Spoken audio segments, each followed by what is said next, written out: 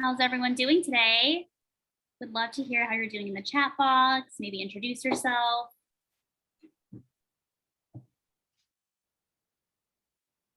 Okay.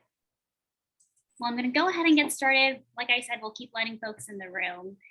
So thanks everyone for joining the 12th Annual SEEK Forum's second lunch event. We're here on day 2 of the forum for Resilience Hubs, Equitable Climate Solutions, featuring the City of Oakland, NorCal Resilience Network, Disability Justice Culture Club, and the City of San Leandro. This year's forum is funded and sponsored by 3C Ren, Bay Ren, SoCal Ren, as well as support from Terra Verde Energy, the Energy Coalition, and TRC companies. Huge thanks to our sponsors for supporting the planning and efforts for this forum. Further, I'd like to give a huge shout out to our promo partners who have helped tremendously with outreach. Their efforts are instrumental in ensuring that SEEK resources are shared with a diverse audience so that more local governments can learn and hear from one another. I just want to go over some quick housekeeping. Please be sure to keep yourself muted and use the raise hand feature if you want to unmute. We'll be tracking your questions through the chat box, but also we encourage you to use the chat box to, like I said, introduce yourself, engage with other participants, or you can reach out to SEEK staff or LGC staff. That's myself, Serena Soar, Gabby Yamure, or Kelsey Wolf-Cloud if you have any tech issues. And with that, I'd like to pass it on to our moderator for the day, Shanna Hirschfield-Gold, who is a climate coordinator at the City of Oakland. Thanks for joining us, Shanna.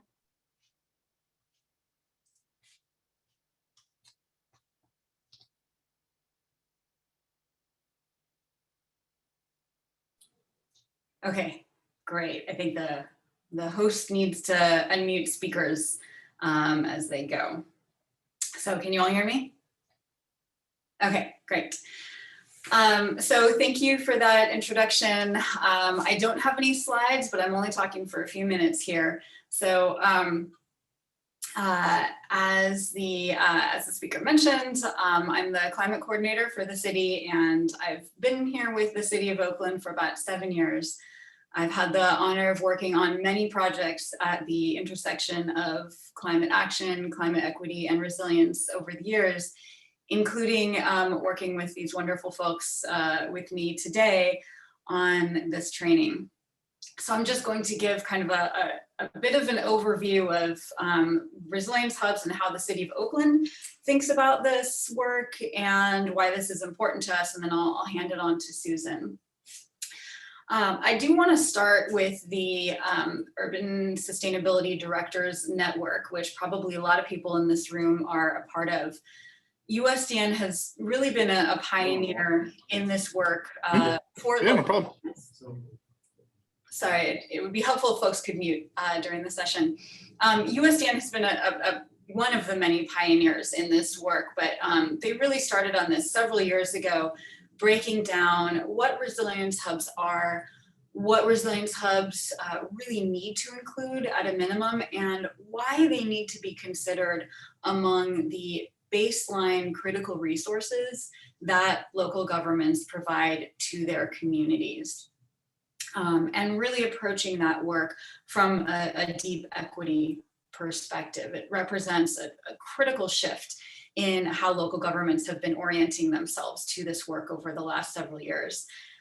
At the same time, critical work by more and more grassroots organizations like the NorCal Resilience Network have been looking over the last several years at those same needs from the perspective of frontline communities. So a couple of years ago through this project, the City of Oakland, the City of San Leandro with Hoi Fei Mock here, and a few other cities in the East Bay and broader Bay Area started working with the NorCal Resilience Network. I can't remember, I think Susan, you may have approached us. I can't remember how the conversation started. It felt very organic. But we started working on this leadership training. I think Susan really came up with the idea of this training. And so we began approaching it as a pilot project. And it has been tremendously successful. It's been a wonderful experience so far. So why is Oakland interested in this work specifically? Well, first of all, resilience hubs are codified in our Equitable Climate Action Plan, which our council adopted 1 year ago last month as one of 40 goals in our Equitable Climate Action Strategy. That was really recognizing the imperative here. Local governments have a duty to provide services that prepare communities for disasters, that respond in real time to disasters and emergencies, and that support broad recovery. But also through our resilience work that Oakland started in around 2015 as our role in, we were one of the Rockefeller 100 resilient cities. Back then, Oakland started speaking out about the need to see resilience more broadly, not just about shocks, disasters, emergencies, but about ongoing stressors like poverty, public health, economic dislocation, and more. And really here, I want to highlight a critical shift in thinking. The old notion of bouncing back from disasters ignores glaring realities of systemic inequity and histories of structural racism. Communities that we refer to as frontline, on the front lines of the climate crisis, on the front lines of environmental justice, they're not exactly in a place that they want to bounce back to. And this is one of the entry points of how local governments need to be thinking about this and why local governments have to focus on this. It's our role to address these dislocations, to support communities with the communities in the driver's seat in building everyday resilience as a core government function. When all groups have access to the key indicators of health, well-being, access to opportunity that everyone needs to thrive, really the whole community wins. So I want to spend my last couple of minutes here focusing on a couple of key definitions, how we think about resilience resources in our community. And the first distinction is municipal versus community resilience hubs. I personally am really heartened by how many younger, open-minded, open-hearted public servants have come into local governments in the 15 years that I've been doing this work. But it's important that just because we're eager and we're approaching this work from a place of justice, that doesn't mean that the generations of systemic racism and injustice are erased overnight. There's this adage that collaboration happens at the speed of trust.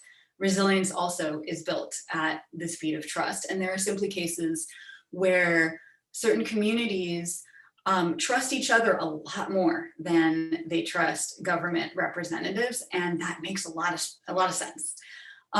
So we can talk all day about power sharing with and even power shifting to frontline communities, and that is one of the major pillars on which the work of the Urban Sustainability Directors Network is built. But when we do this work, we have to start with the current reality, which is that we're building these relationships slowly, and we have to be humble about the places where there is a profound lack of trust, and we have to start there and build those connections. So yes, local government has a mandate to provide certain services in the face of disasters, and it only makes sense that the facilities or locations identified to provide those services, do so with deep equity at their core and with the recognition that disaster resilience begins with everyday resilience. But we also have to recognize that many people feel more comfortable accessing those types of resources from trusted and informal community sources. So we need this whole ecosystem, municipal resilience hubs and resources, and grassroots resilience hubs or resources. So that brings me to the second distinction, which I'll cover very quickly. A formal resilience hub, especially a municipal resilience hub, has a number of minimum requirements. Resilient power systems, usually a microgrid, critical communications, shelter, as well as services and facilities that respond to the everyday resilience needs of the local community where it's based. But not every site that is doing the great hard work of building resilience over time has to have all of those components. nor do they have to in order to support that holistic web of resilience building. So that's where spaces come in that we refer to as resilient spaces, resilience resources, resilient blocks, resilient neighborhoods. Susan has done incredible work in elevating the importance of those. So I think you're going to hear a bit more about that, but I'm going to turn it over now to Susan Silver, Executive Director and I think founder of the NorCal Resilience Network, to provide a deeper overview of what resilience hubs are. Thank you so much, Shana. Again, I'm Susan Silber, the founder and the director of the Northern California Resilience Network. And next slide, please. I want to first honor and acknowledge the First Peoples where I live in Berkeley. I live in unceded Huichin territory of the Chochenyo Ohlone people. Next slide. So just to give a super brief overview of this organization, the NorCal Resilience Network is really supporting initiatives and projects that are very much people-powered and nature-inspired. We're a tiny organization, but really looking to scale up this very important work. Next slide. Very much rooted in equity, as Shana said, and social and racial justice, because we know that the first and worst hit by the climate crisis are the Black and Brown communities. Next slide. We like to provide a holistic perspective of resilience with so many crises hitting us at once, from pandemics to fires, economic uncertainty, and who knows what else is coming our way. Next slide. So our focus is very much heavily on building community relationships with each other as we work on these resilience projects, neighbors getting to know neighbors, which can save lives and build safer communities. Next slide. So we have 3 programs. The first is our coalition of community resilience practitioners with a membership directory of community resilience groups. And the second, the Resilient Hubs Initiative, which I'll be talking about. And then bringing in the funding to redistribute to our members and the sites. Next slide. So in defining, as Shana alluded to, this place-based resilience building, we do categorize it into the 3 types of sites: the hubs, the spaces, and the blocks. What they all have in common, as Shana said, was they're very much community driven. They're gathering places which are demonstrations for climate solutions, and they distribute resources, coordinate, exchange information, and support the community program. Next slide. So thank you so much to our partners at the USDN for really defining how these sites can be resilient in the 3 different modes. The everyday mode, which is most of the time, hopefully, when there's not an emergency. Then the disruption, when there is a sudden disaster, like an earthquake or a fire. Then the recovery. How do we get to the process of returning, bouncing forward to the everyday mode? Next slide.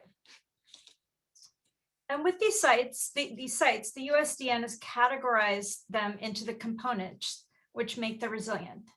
The first is the services and the programs that promote the relationships. So the skill shares, for example, to learn about emergency preparedness, the garden work days, which bring people together to work in the garden. And this is where there's a lot of differentiation at the sites. And then the communications in the different modes, whether it's the newsletter or the listserv, or also needs to be analog when there isn't power, like printing out contact sheets, for example. And then the resilient buildings and landscapes, making sure the buildings are retrofit for earthquakes, green building practices, community gardens, rainwater catchment and gray water systems, for example. And then resilient power, working toward ideally having solar battery backup to ensure that when there are power shutoffs, the sites can continue to function. And then lastly, operations, having committees, training staff, as well as serving as the center to organize food distribution, for example. Next slide. So resilient hubs, as the USDN defines them, do have buildings. So the community centers, the libraries, the apartment complexes. And the key is that the components are decided on by the community, that they are community driven. Next slide. The resilience spaces, they, as defined by the USDN, do not have buildings and are often connected to a hub, but equally as important. And sometimes they just focus on one community component, like growing food. But we do think it's important to encourage the other two pillars in these spaces as well. So maybe a community garden is helping to organize a disaster preparedness workshop, for example, or the center photo is of an unhoused encampment called Cob on Wood, which has a garden and structures made out of cob. Next slide. And then there's resilient blocks and neighborhoods, which the USDN currently is not focusing on, but we think is really crucial. And that's the neighbors, part of a block or a neighborhood that are working together on disaster preparedness or having regular social gatherings, for example, or doing home hardening in the case of fires together. Next slide. This is an example of one neighborhood that is really advanced in building resiliency. They have a crop swap and share a rainwater catchment system and help out each other in the garden. Next slide. And they also have lots of disaster preparedness parties and put in swales to help save water, doing incredible work to build a neighborhood, their neighborhood. Next slide. I want to also mention the importance of our coalition, the non-site-based partners who are helping to organize the workdays, share the stories, or provide important workshops. Next slide. And the vision is really create a regional collaborative, which is this network of the sites, the neighborhoods, the hubs, the spaces, and the organizations, as well as the local government partners. Next slide. So we pilot tested the development of these sites this year, thanks to funding from the USDN, to learn from each other and provide this holistic framing of resilience and really root it in equity. Next slide.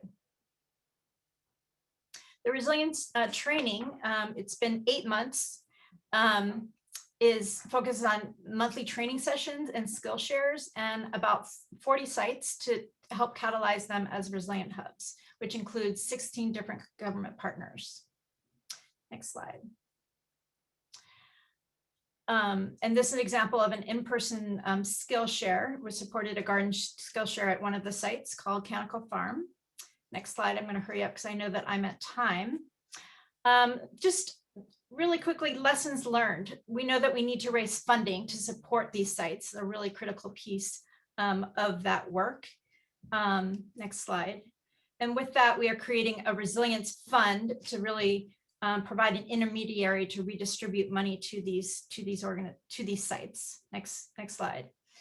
And next, we know that we need to, first of all, have the training to be a lot shorter. We know that, and be more practical and include more specific access to technical assistance, or have specific trainings by sectors, like by youth centers, senior centers, or schools, for example. Next slide. Another lesson learned was really fostering deeper and more authentic relationships, especially between local governments and community-based organizations. Next slide. Especially bringing them together as we gather in person for these kind of work days that does build community and resilience at the same time. Next slide. And lastly, we know that it takes an ecosystem. And how can we engage everybody who wants to be involved, from volunteers to the government partners to youth? Next slide. In the end, we know we build community as we build resilience, and that's what we think will keep us going in these turbulent times. Thank you. Thanks so much, Susan. I'm now going to turn it over to Patrice from the Disability Justice Culture Club, which is an East Oakland organization that is taking part in the training. Hi, can you hear me? Yes. Thank you. Hi, I'm Patrice. on the core team of Disability Justice Culture Club. I'll be sharing about 2 community aid efforts, Power to Live and Volunteer Resource Network. Here are pics of a protest at PG&E, some donated food, a book club potluck, and some donated hand sanitizer. Next slide. I'll first talk about DJCC's origins, then what community and practice could look like for us. Next, community Power to Live, and finally, Volunteer Resource Network. Here's an illustration of some friends of mixed ability under an orange tree, our DJCC logo of 2 oranges, and a picture of an orange tree at our house. Next slide. Disability Justice Culture Club is a collective led by and centering disabled and neurodivergent cutie BIPOC located on Chochenyo Ohlone territory in DP Stokeland. Here are photos of DJCC members and friends at a direct action and 2 pictures of donations. Next slide. We work toward liberation by cultivating connections and community spaces that empower. We achieve this by sharing resources, building relationships, and wisdom sharing in all directions. We value the importance of interdependence with other communities while also creating spaces of belonging for our own communities to be empowered to lead our way toward liberation together. Here's a picture of a class held at the house. Next slide. DJCC was founded by Stacy Park Milburn. Our first formal meetings as a group were in 2020, though through association with Stacy, we were active earlier. And here's a picture of Stacy speaking at a protest. Next slide. Stacy was active in DJ activism and advocacy for decades and engaged in cross-movement collaboration. She worked on the Crip Camp film and Senator Sanders' disability rights platform. Here's a pic of an anti-police militarization protest march with Stacy and a disability justice contingent. Next slide. She also worked with Max Airborne and Max's Fat Liberation Org on the Nobody is Disposable and Power to Live campaigns. And here are pictures of Stacy and Max at various protests with friends. Next slide. She created DJCC as a DJ community hub, giving the tagline Revolution and Chill that captures the blend of movement work, connection, support, and empowerment. Next slide. Here's an image of the book Skin, Tooth, and Bone by the DJ org Sins Invalid, which Stacy had been a part of. They created the 10 DJ principles our work is framed by: intersectionality, leadership of the most impacted, anti-capitalistic politic, commitment to cross-movement organizing, recognizing wholeness, sustainability, commitment to cross-disability solidarity, interdependence, collective access, and collective liberation. Next slide, please. To quote from the text, a disability justice framework understands that all bodies are unique and essential. All bodies have strengths and needs that must be met. We are powerful not despite the complexities of our bodies, but because of them. All bodies are confined by ability, race, gender, sexuality, class, nation, state, religion, and more, and we cannot separate them. And here's a volunteer pick. Next slide, please. To join in, experience is not required. Your own lived experience as a disabled person is valid and valued. And here's a pic of a mixed group at the DJCC house preparing for a protest. Next slide. Here are pics from a Reclaim MLK march. Stacy's quote says, "I want to leave a legacy of disabled people knowing that we are powerful and beautiful because of who we are, not despite it." Next slide, please. Here are pics from some cross-movement orgs we collaborate with, CRC and MH First. Next slide. Mutual aid, as defined by Miriam Kaba and Dean Spade, is work to meet each other's survival needs that's based in a shared understanding that the systems we live under aren't going to meet them and are actually causing the crises. And mutual aid is not transactional, charity, or a reason for social safety networks not to exist. And here's a pic of a mixed group of friends at a mutual aid birthday party. Next slide. Power to Live was created by a group of disabled friends, including Stacy, trying to figure out who had what and who could go where during the wildfires and power shutoffs. They created a social media campaign, a mutual aid network, and joined a coalition led by the utility justice organization Reclaim Our Power to organize an action at PG&E. Here are screenshots of Reclaim Our Power's homepage and Power to Live IG posts. Next slide. Here are pics from the protest and rally at PG&E last winter of 2019. Next slide. Disabled volunteers were in charge while others helped with other support. Over a few months, we helped dozens of people access resources like PPE, DIY air filters, and volunteer assistance with smoke proofing their homes and errands. And here's a group of us working and a screenshot of the Power to Live website. Next slide. In response to COVID, we began another mutual aid network in 2020 March. Here's a pic of a DJCC resident filling sanitizer bottles. Next slide. In ways some consider it not true mutual aid, it's more of a volunteer resource network led by DJCC core team. Point people connect requesters and relay requests to resource coordinators who,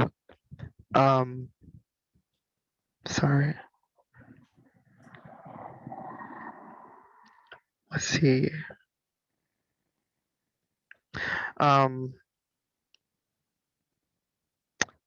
Who connect the resources, the requesters to resources. Next slide. And you can just move on to the next slide, please. We received hundreds of requests and hundreds of offers from volunteers, and we have about 40 recurring requesters. Next slide.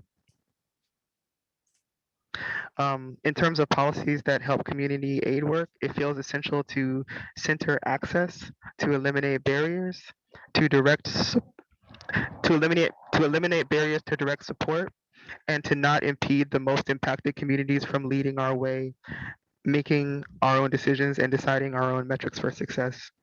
And I have a few more pictures, but I think I'm at time. So thanks very much.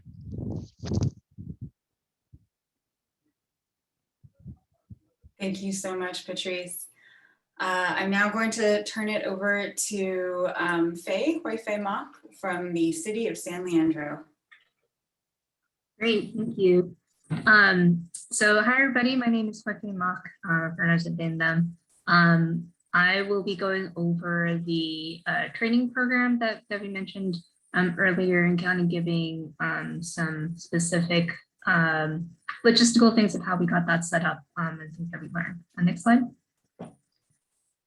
So as Shana mentioned, the kickoff for the leadership program came from a grant from USDN.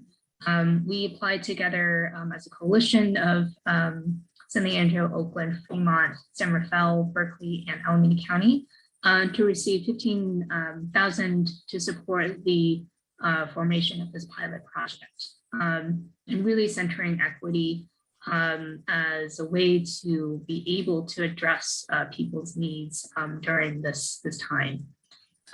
So NorCal Resilience was the primary project partner on this, and they kind of led a lot of the curriculum development and with input from all of the different agency stakeholders. So we participated in a number of curriculum design and logistics meetings, meeting about weekly or bi-weekly to get things set up over the course of the a couple months before the launch of the program. We also participated in actively recruiting CBOs, different organizations that we had existing relationships with, as well as those that we wanted to get develop further relationships with as kind of the initial sites to participate. Next slide. So the program kicked off with a government training held in January 2021 to cover what is a resilience hub, the framework that we would use to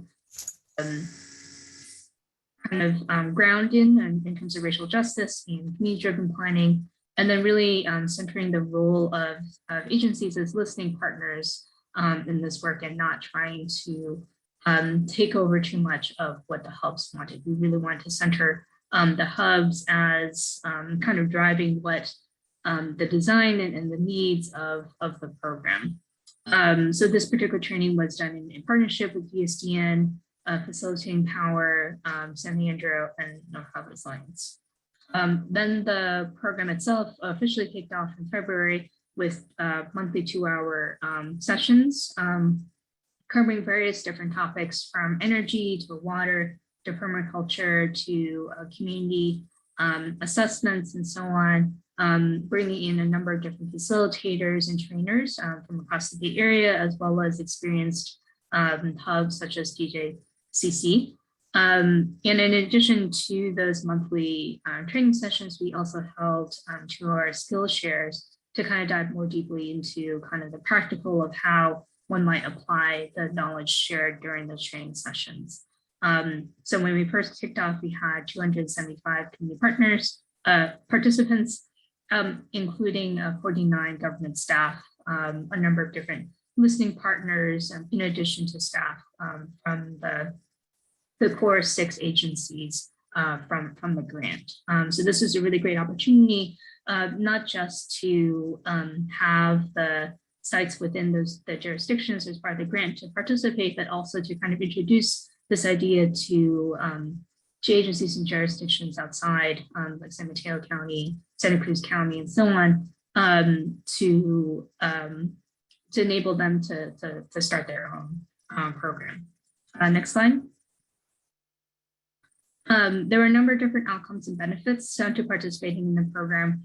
The first was just really a strong partnership and relationship building between agencies and the CBOs. So particularly those who were part of the initial grant, we set up various different check-ins and office hours to work really closely with our sites to support them throughout the process, have them be able to identify different projects that they might come up with as they went through the training process. The anticipated kind of outcome in the long term is so that with these different relationships and partnerships, we would then be able to dig in deeper into implementation for different common action projects, as well as build the different infrastructure or upgrades that they might anticipate for those particular sites. In addition to that, we also helped to identify different community sites that were ready to implement climate action in terms of programming, services, and infrastructure. So for example, here in San Leandro, we had 5 different sites that were participating in the program, and that really helps me as the program facilitator to then move forward with them after the program ends to help them to achieve our climate goals.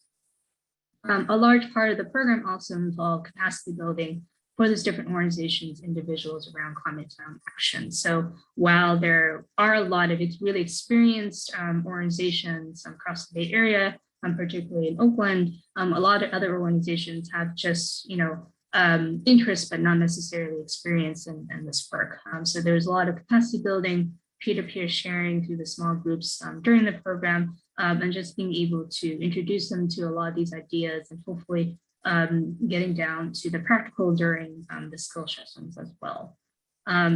Finally, there was also just the practice of active listening, really shifting away from traditional government agency operations where engagement has been very much a one-way kind of interaction, but really kind of shifting more towards this collaborative community-driven style, which first kind of requires us as agencies to be actively listening to the needs and other concerns from the community groups, and really start building that trust in order for us to partner together. Next slide. Okay, I'm at not time, so I'll just run through really quickly. So lessons learned, there was difficulty in site recruitment. So one alternative is to do more stipends. Better communication between the partner organizations can be addressed through clear expectations and responsibilities. There was also difficulty in participant drop-off, which may have to do with COVID and scheduling and so on. Next slide. And then just really quickly, next steps for San Leandro, we will be working with the Civic Spark Fellow to do more technical assistance for the site hubs to actually reach their program goals. And that's it. I'll pass it back to Gina. Great, thank you so much, Faye and Patrice and Susan. We are about to go into breakout rooms where we're going to ask everyone to kind of think through what we've talked about and explore how these ideas might apply to your communities. You'll see the questions there in front of you, but I first want to give some space in case anyone has burning questions about what you just heard, clarifying questions, because discussion will happen in the breakout rooms. But if anyone has critical, burning, clarifying questions, now is a good time.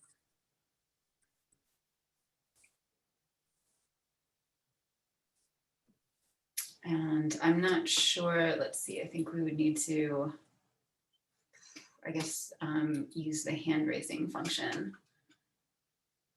Okay, I am not seeing any raised hands. So I think what we're going to do is just go straight into our breakout rooms, and our wonderful facilitators will be setting those up.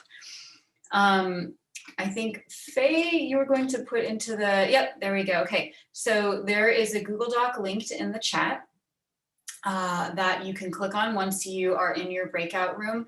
We're asking that everyone take notes in these documents according to the number of the breakout room that you're in. So you can write the breakout room number up at the top and then take notes on key points that come up in your discussion as you explore these 3 questions. And then we'll come back together at the end, just very, very briefly.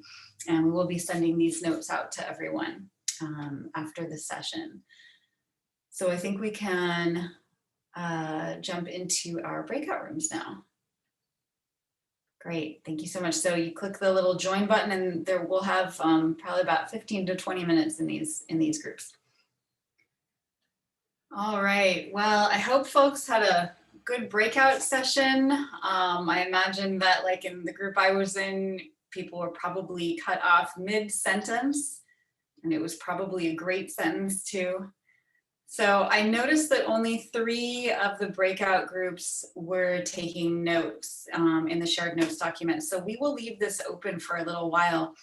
I encourage folks to go into that shared document. Again, it was linked in the chat, and just jot down key ideas that you came up with in your breakout room, and we can send these out to everyone after the session.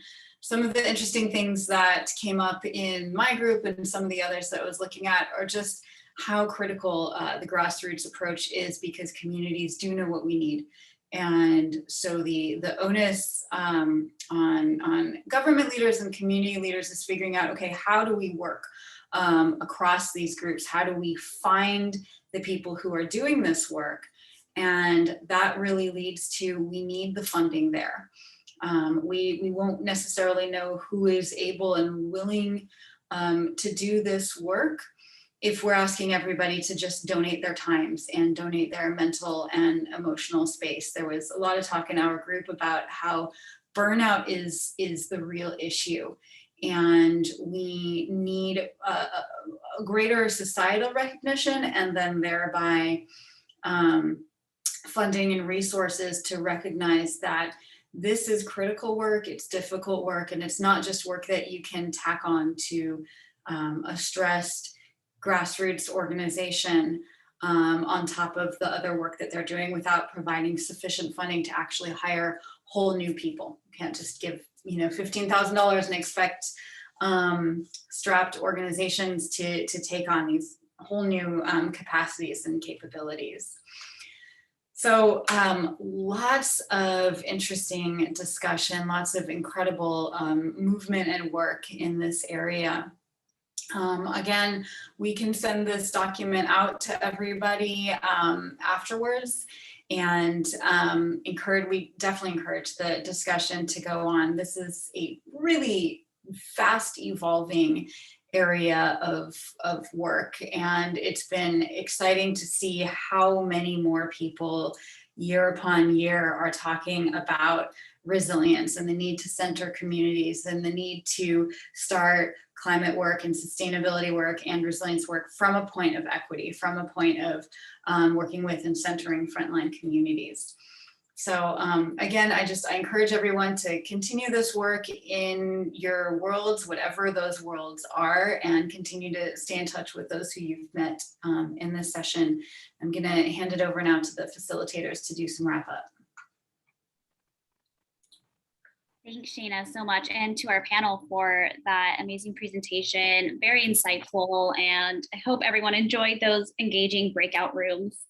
I do want to give one more shout out to our wonderful sponsors. Oh, that's funny. And also just remind everyone of our next few events. We do have a couple tomorrow, and then starting week 2, next week on Tuesday, we do have a couple more webinars and additional events on Wednesday and Thursday. So we'll drop in the chat a link to our registration in case you still want to sign up for more events. And I also just want to mention briefly that we do have a post-session survey. And if you take the survey, we really would appreciate your feedback. And just for a token of our appreciation, we will gift 10 people a $50 gift card for providing feedback. So like I said, no limit on how many sessions you attend and want to provide feedback for. We're really just excited to have you here for the forum. So I'll wrap this up now. Thank you everyone for joining in. Have a good rest of your day.